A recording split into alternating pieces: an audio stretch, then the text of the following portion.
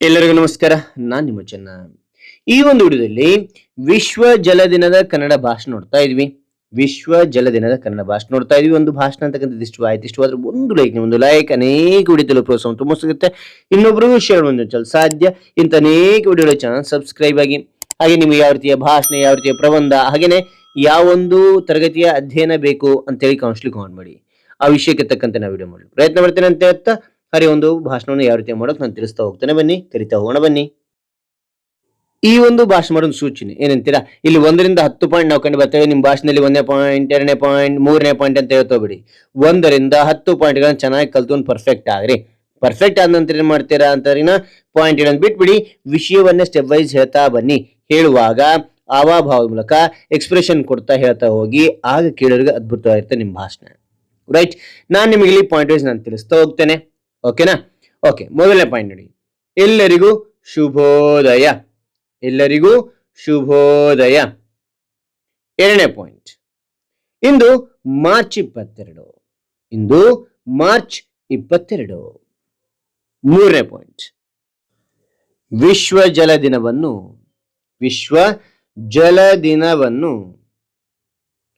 ಆಚರಿಸುತ್ತೇವೆ. ವಿಶ್ವ ಜಲ ದಿನವನ್ನು ಆಚರಿಸುತ್ತೇವೆ. ಓಕೆ, ಅದಾದ ನಂತರ 4ನೇ ಪಾಯಿಂಟ್ ನೋಡಿ. 4ನೇ ಪಾಯಿಂಟ್, ಈ ದಿನವನ್ನು ಮೊದಲ ಬಾರಿಗೆ 1993ರಲ್ಲಿ ಪ್ರಾರಂಭಿಸಲಾಯಿತು.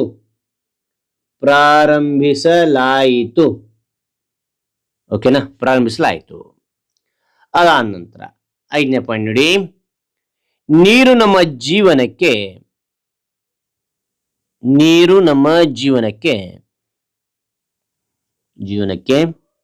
ಅತ್ಯಂತ ಅಗತ್ಯವಾದ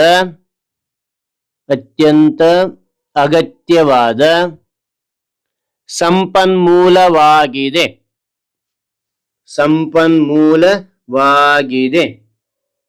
ಓಕೆನಾ? ಅಗತ್ಯವಾಗಿದೆ. ಓಕೆ, ಸಂಪನ್ಮೂಲವಾಗಿದೆ. 6ನೇ ಪಾಯಿಂಟ್,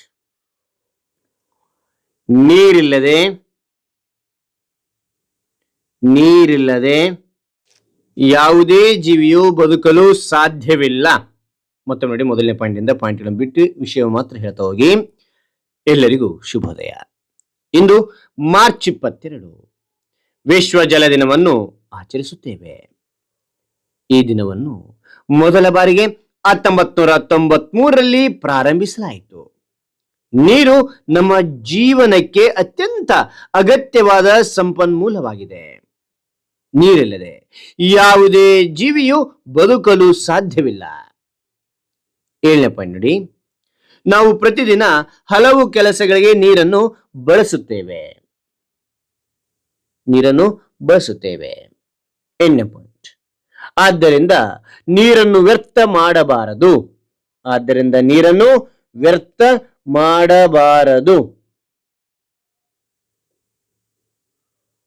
9ನೇ ಪಾಯಿಂಟ್, ನೀರನ್ನು ಉಳಿಸುವುದು ಪ್ರತಿಯೊಬ್ಬರ ಕರ್ತವ್ಯವಾಗಿದೆ.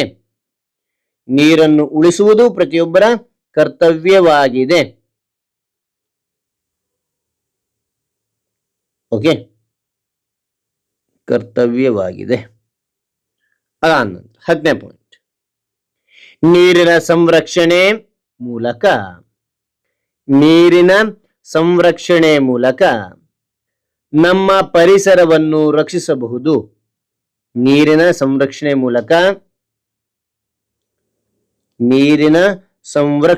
ಮೂಲಕ ನಮ್ಮ ಪರಿಸರವನ್ನು ರಕ್ಷಿಸಬಹುದು. ನೀರನ್ನು ಉಳಿಸಿ ಭವಿಷ್ಯವನ್ನು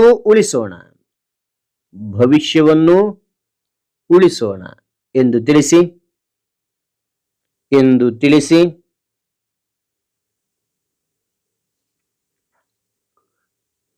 ನನ್ನ ಈ ಮಾತನ್ನು ಮುಗಿಸುತ್ತೇನೆ ಅಂತಾನು ಹೇಳಬಹುದು. ಓಕೆನಾ? ರೈಟ್. ಹಾಗಾದ್ರೆ ಈ ಒಂದು ಭಾಷಣ ಅಂತಕ್ಕಂಥ ಇಷ್ಟವಾಯ್ತು. ಇಷ್ಟವಾದ್ರೆ ಒಂದು ಲೈಕ್ ಅನೇಕ ವಿಡಿಯೋ ತಲುಪಲು ತುಂಬ ಸಿಗುತ್ತೆ. ಇನ್ನೊಬ್ರು ವಿಷಯ ಸಾಧ್ಯ. ಇಂಥ ಅನೇಕ ವಿಡಿಯೋ ಚಾನಲ್ ಸಬ್ಸ್ಕ್ರೈಬ್ ಆಗಿ ಮತ್ತೊಂದು ಹೊಸ ವಿಷಯದೊಂದಿಗೆ ಮತ್ತೊಂದು ಹೊಸ ವಿಡಿಯೋ ಭೇಟಿ ಆಗ್ತೇನೆ. Thank you for watching. Bye bye ಮಕ್ಕಳೇ.